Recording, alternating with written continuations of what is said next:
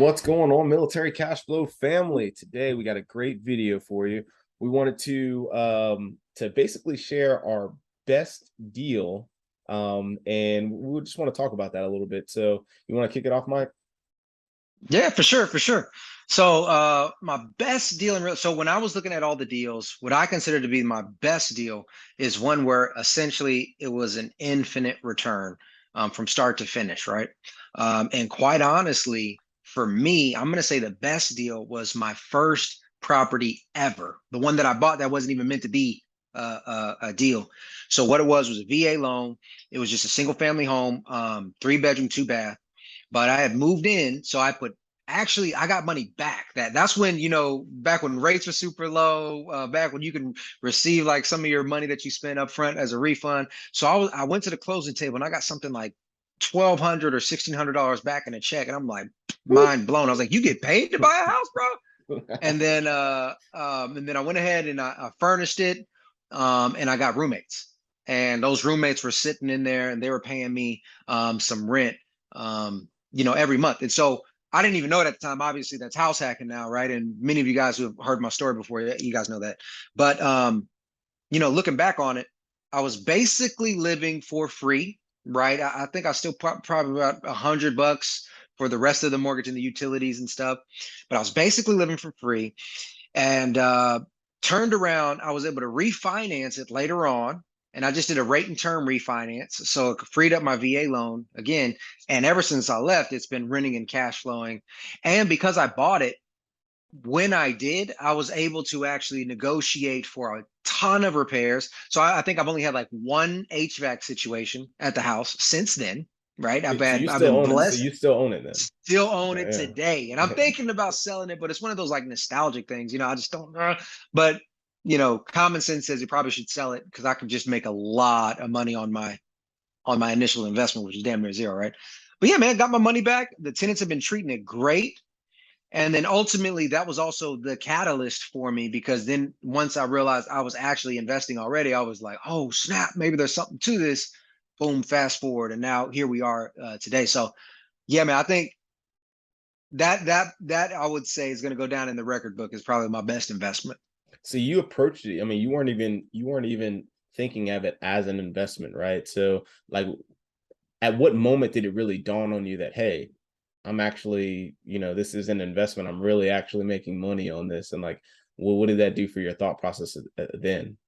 So I've always been investment savvy, and I've always been conscious of my money. So when I bought it, I was thinking, okay, I want to buy a property that I can live in, but I intend to rent it out. I already thought that, like when I went in for it, like rent it out when I'm gone, right? And then obviously when I was buying, I was like, yeah, let me just rent out to the other people and pay down my mortgage a little bit. So I was always thinking what I thought was creatively, right? Obviously, millions of people were doing it before. But yeah, man, when I realized that like the people that we call gurus now were doing this stuff, and a whole bunch of people started their journey doing exactly what I was doing, I was like, oh snap. Really what it did for me is uh I like to say now, hindsight being 2020, is like none of us come up with a creative idea. You know what I mean? We might get an Elon Musk, we might get a whatever, but none of us come up with a creative idea. All we do is we tweak on past ideas and concepts. Like Jeff Bezos, he didn't create book sales. He just put it online, right?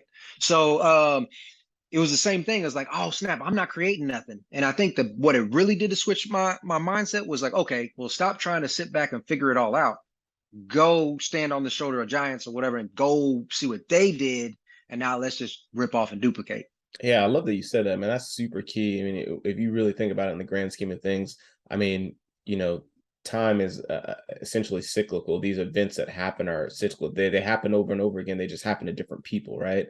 And I think that's why it's extremely important to read books and listen to podcasts and reach out and talk to other people, because come to find out what you're doing has already been done, and there's also might be other people that are doing the same thing and even tweaking it just a little bit more to where you can take advantage of those same things, right? And increase your cash flow or better whatever that thing is for you, right? Mm-hmm. So I think that's awesome, man. Yeah, absolutely. What's yours, man? What's your best ever? So my best ever deal was my first true investment property. I've done a video on it before, but just like you said, the infinite return on investment, that's the reason why it was why I consider it my best. Well, for two reasons. One, because it was my very first deal as a true investment property, not one that I lived in and, plan to turn into, because that was a deal as well. And that, that worked as well. But um this was my first true investment property. It was in Jacksonville, Florida. I bought a little single family home.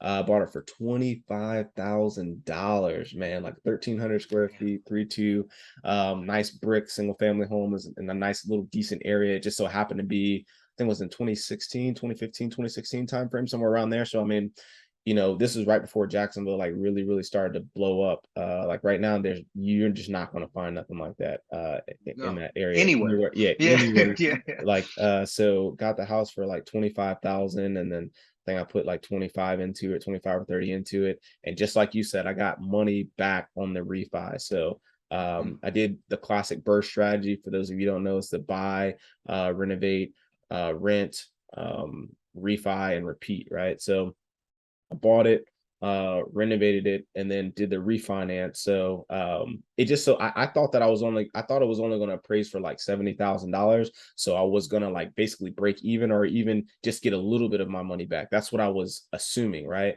And for some reason, I guess I just bought it at a really, really good time. The house next door, or across the street, excuse me, it appraised for, or it sold for like 120,000 or something like that. So I just lucked out. So I was all into a property for $50,000, and then I got it appraised, and it appraised at 102 or something like that, like $100,000, right? So I did a 65% cash out refi, right? So I got a new mortgage for $65,000, and I owed, basically I owed $50,000 to myself, because I paid for this mostly through cash and credit cards. So paid off the remaining balance of what I put into it, like $50,000, and I got to pocket $10,000, and then I rented it out, and I was able to make like $125 or something like that a month. So that was extremely important for me, just going through those just the struggles of renovating a property, working with GCs. I had did it before, but I had not done it as like, hey, I'm the go-to person, I'm the owner, right? So Mhm. I had kind of interned, if you will, back in college, with a few flippers and people that were doing that, but it was more from a sideline perspective. It's a different thing when you're actually the person that the contractors are calling and like, hey, I need this money, or this is the timeline. You're trying to manage everything together. So that was extremely, extremely important and extremely awesome for me. One, just from a learning perspective, and then two, obviously the cash flow perspective, and getting, just like you said, I got a free property, right? So it was Right, just right. it was awesome. I wish I would have held on to that property. Now that same house, I looked at it the other day, and it's worth like 150, 160,000 or something like that. So wish I would have held on to it, but I sold it like, I think at year 4. So I made some money off of it. I sold Yeah. it for like 100, like right around 100. I had a tenant in place, so it was a little harder for me to sell it to, I had to basically sell it to an investor, because Mhm. the tenant had just renewed a lease, right? So had a long time, and nobody's going to buy with a government backed loan, FHA, VA, or anything like that, and then Mhm. have to sit on the property for a year, right? So it is, I probably could have sold it for like 115 or something like that, had it been not been occupied, but sold it to an investor for $100,000, took some money, and yeah, that was my best deal. So So when you said this was your first real investment, you had bought a property before this? yeah. So we're gonna do another video about like our worst our worst deal. Oh, that happened And before? Yeah. yeah. So I bought a single family home to live in with the intent, just like you did, right? But I had a Right. family, so what, like, I couldn't really just rent. I mean, I guess I could rent out bedrooms, but I got, Yeah. yeah, I got a baby and a toddler. I'm not really trying to rent out to somebody a bedroom. So anyways, yeah, I did it before, and it didn't work out the way I thought it was going to work out. I didn't cash flow as much of it as I thought I would. So yeah, this is my first true investment property, not occupied. So Yeah. And I know you said that you wish you would have held on to it.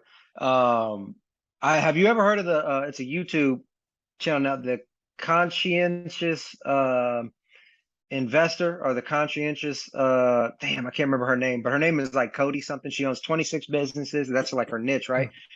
She brought up something that's commonplace with anybody who's been in finance. They say if you never sell, then you never really see your profits. You know what I mean? So everybody can hold on, but if you never sell, you never really get to realize your profits. So, you know, yeah, you probably did the right thing. You captured those profits so you can move on to the next property. And I think a lot of us forget that. I know my asses forgot that with a lot of my properties. So, Yeah. but that's a good thing, man.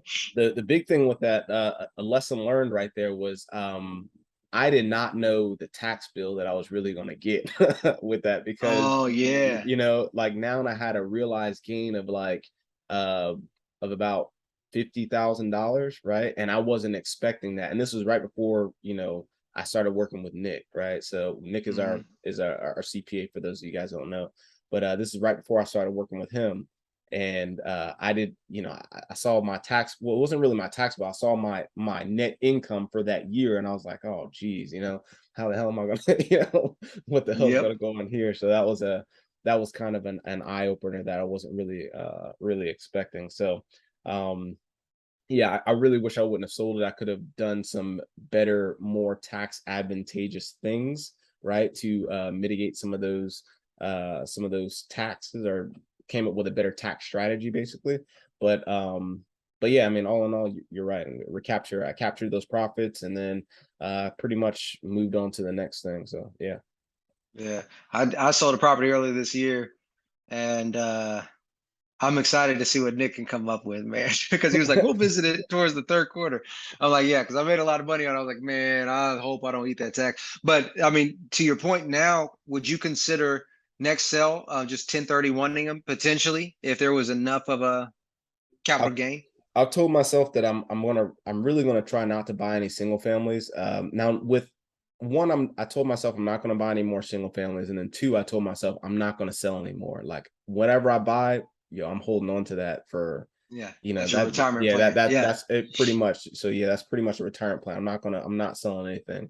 I'll keep it in I'll keep it in the business, and the kids will get a step up in tax basis, or whatever that's a step up in Mm. tax step up, whatever it's called. You guys can Yeah, look it up. But that's pretty much what I'm gonna do from now on. What about you? Would you well you sold a couple of your properties, like, yeah, and I'm so gonna sell a few more yeah. because I'm looking at the underperformers. I'm just getting rid of them, and I'm gonna use the capital to build up reserves just to make sure that my portfolio is like watertight. It can withstand all the weird depressions or great recessions or whatever's going to come up.